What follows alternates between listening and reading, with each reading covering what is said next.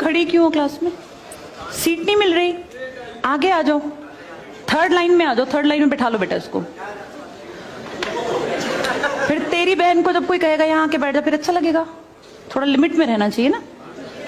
बैठ जा बेटा। चलो अपने देखो, अपने व्यवहार को ऐसा रखो जैसा तुम दूसरे के साथ करो, तुम्हारी बहन के साथ वही होगा।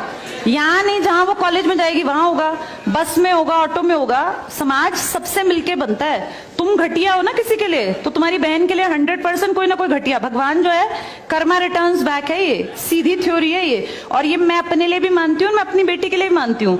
मैं जैसा कर रही हूँ ऐसा ही मेरे साथ होगा, या मेरे घर वालों के साथ। तुम जैसा कर रहे हो ऐसा तुम्हारे भाई बहनों के साथ होगा ही होगा। हम किसी भी बेटी के साथ गलत करेंगे ना, तो अपने आप को इसके लिए तैयार रखना कि मेरी बहन भी पढ़ने निकलेगी। आज छोटी है तो कल निकलेगी। चाचा की बेटी, मामा की बेटी, ऐसा नहीं कोई घर में रिश्ते ही ना हो। माँ भी तो होगी।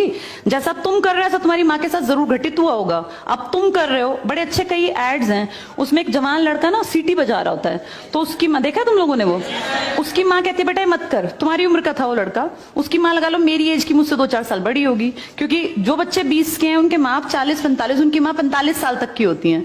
तो लगातार सीटियां बजा रहा है। उसकी माँ उसको कहती है बेटा मत कर, वो इरिटेट हो जाती है। तो फील करता है कि मेरी माँ ऐसा क्यों, मतलब क्यों चिढ़ रही है सीटी बजाने से, घर में बैठ के बजा रहा था सीटी। तो उसकी माँ को याद आता है कि जब मैं रोज बस स्टॉप पे जाती हूँ, 45 साल की अधेड़ उम्र की एक औरत, एक घटिया लड़का, मतलब ऐसे नहीं होते बिल्कुल ही घटिया जिनकी परवरिश हो, वो रोज उसको परेशान करता है, उस 45 साल की औरत को।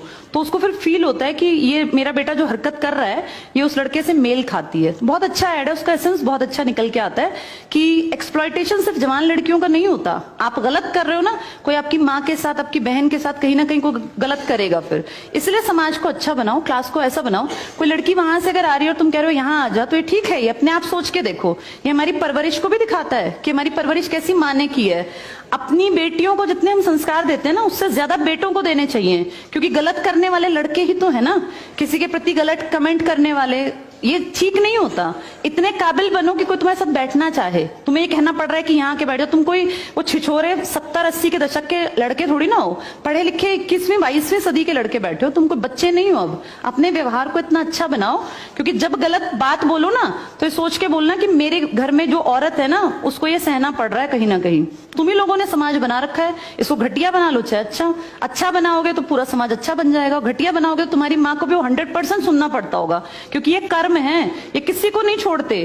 तुम सबको 4 दीवारी में नहीं रख पाओगे। तुम्हारी माँ को भी कहीं ना कहीं बाहर निकलना पड़ता है, चाहे वो मार्केट सब्जी लेने जाती हो, गांव में रहते हो तो गली में तो निकलती है ना, उसको भी सुनना पड़ता होगा, क्योंकि समाज बनाने वाले तुम ही लोग हो।